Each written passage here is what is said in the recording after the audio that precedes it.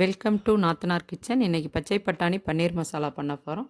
அதுக்கு முன்னாடி first time நம்மளோட சேனலை பார்க்குறவங்க சப்ஸ்கிரைப் பண்ணிக்கோங்க. பக்கத்தில் உள்ள பெல் ஐக்கானை கிளிக் பண்ணுங்கள். ஆல்ன்ற ஆப்ஷன் வரும், அதையும் ப்ரெஸ் பண்ணிக்கோங்க. அப்போ தான் நம்ம போடுற வீடியோக்கள் உங்களுக்கு நோட்டிஃபிகேஷனாக வரும். வாங்க வீடியோக்குள்ளே போகலாம்.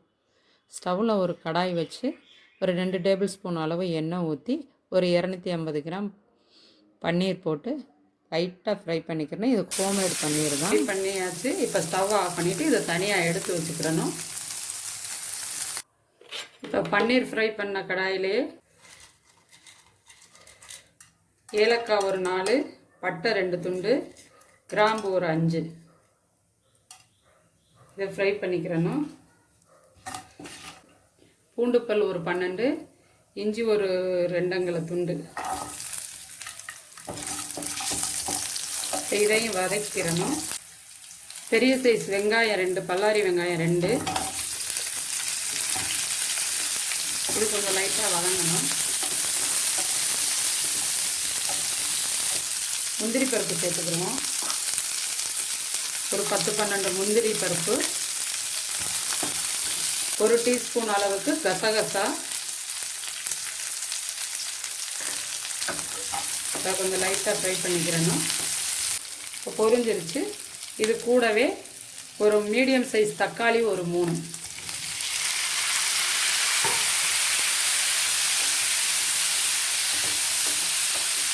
இது எல்லாத்தையுமே ஓரளவுக்கு வதக்கிக்கிறணும். வதங்கிருக்கு. இந்த அளவுக்கு வதங்கினா போதும். இப்போ ஸ்டவ்வை ஆஃப் பண்ணிவிட்டு இதை தனியாக எடுத்து ஆற வச்சு நல்லா விழுத அரைச்சி எடுத்துக்கிறணும். இப்போ ஸ்டவ்வில் கடாயை வச்சு ஒரு 3 டேபிள் ஸ்பூன் அளவு எண்ணெய் ஊற்றிருக்கோம். அது கூட 1/2 டீஸ்பூன் சோம்பு, ஒரு பிரிஞ்சி இலை போட்டு வதக்கணும். இது கொஞ்சம் நல்லா பொரியணும். இது கூடயே ஒரு சின்ன சைஸ் வெங்காயம் ஒன்று பொடிசாக கட் பண்ணது,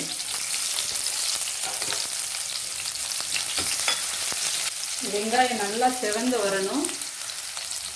அப்போ தான் டேஸ்ட் ரொம்ப நல்லாயிருக்கும். இப்போ கருவேப்பிலை கொஞ்சம் சேர்த்துக்கிறோம்.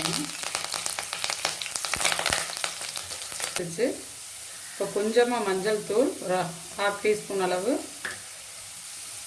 ஒரு 1/2 டீஸ்பூன் தனி மிளகாய் தூள், இஞ்சி பூண்டு அதோட வதக்கி அரைக்காட்டி பேஸ்ட்டை இப்போ சேர்த்துக்கிறலாம்.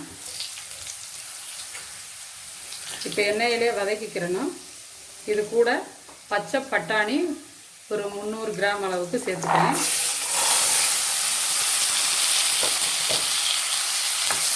லைட்டாக வதக்கிக்கிறணும். இப்போ இது கூடயே அரைச்ச மசாலாக்களை சேர்த்துக்கிறணும். வதக்கி அரைச்ச மசாலாவை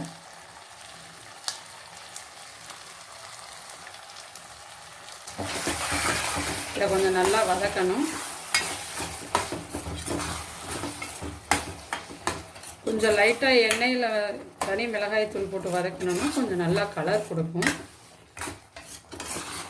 அதனால தான் ஃபஸ்ட்டு கொஞ்சம் மிளகாய் தூள் போட்டு வதக்கணும். 5 நிமிஷம் நல்லா வதங்கிருச்சு.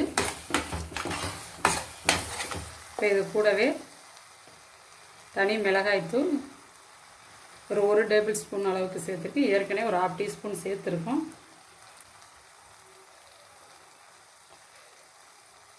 மல்லித்தூள் 1 டேபிள் ஸ்பூன் அளவுக்கு, டீஸ்பூன்னா 2 சேர்த்துக்கோங்க. கொஞ்சம் உப்பு சேர்த்துக்கிறணும். இந்த மல்லித்தூள் மிளகாய்த்தூள் எல்லாம் சேர்ந்து இந்த அரைச்ச விழுதோட ஒரு 2-3 நிமிஷம் நல்லா வதக்கணும். இப்போ நல்லா வதங்கிருச்சு. இப்போ பச்சை ஸ்மெல் எல்லாம் போயிருச்சு. இப்போ நல்லா மிக்ஸ் பண்ணி விட்டுட்டு தேவையான அளவு தண்ணி சேர்த்துக்கிறணும். இப்போ தேவையான அளவு தண்ணி சேர்த்துட்டோம்.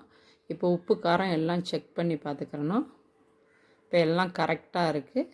இப்போ இது ஒரு மூடி போட்டு இது ஒரு 5 நிமிஷம் நல்லா வேகட்டும். இப்போ ஒரு 10 நிமிஷம் ஆயிடுச்சு. இப்போ நல்லா கொதிச்சிருச்சு. பட்டாணியும் வெந்துருச்சு. 1/2 டீஸ்பூன் அளவுக்கு கரம் மசாலா தூள் சேர்த்துக்கிடுவோம். கரம் மசாலா தூள் இதையும் நல்லா மிக்ஸ் பண்ணி விட்டுக்கிறணும்.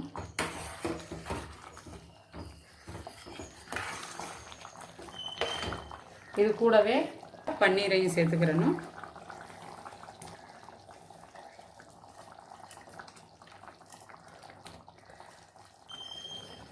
நான் ஒரு 250 கிராம் அளவு பன்னீர், ஒரு 300 கிராம் அளவு பட்டாணி சேர்த்துருக்கேன். இப்போ இதை நல்லா மிக்ஸ் பண்ணி விட்டுக்கிறணும். ஒரு 2 நிமிஷம் மட்டும் மூடி போட்டு இதை மூடி வச்சிடலாம்.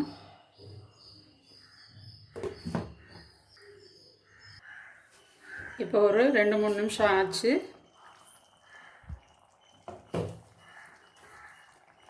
வாசனை செமையாக வருது. இப்போ இது கூட கொஞ்சம் கொத்தமல்லி தழை தூவிக்கிறலாம்.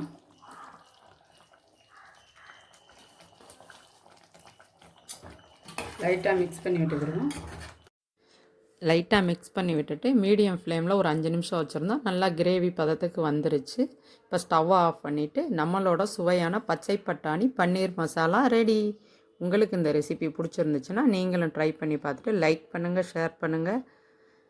உங்களோட கருத்துக்களை கமெண்ட் பாக்ஸில் போஸ்ட் பண்ணுங்கள். தேங்க்யூ ஃபார் வாட்சிங்.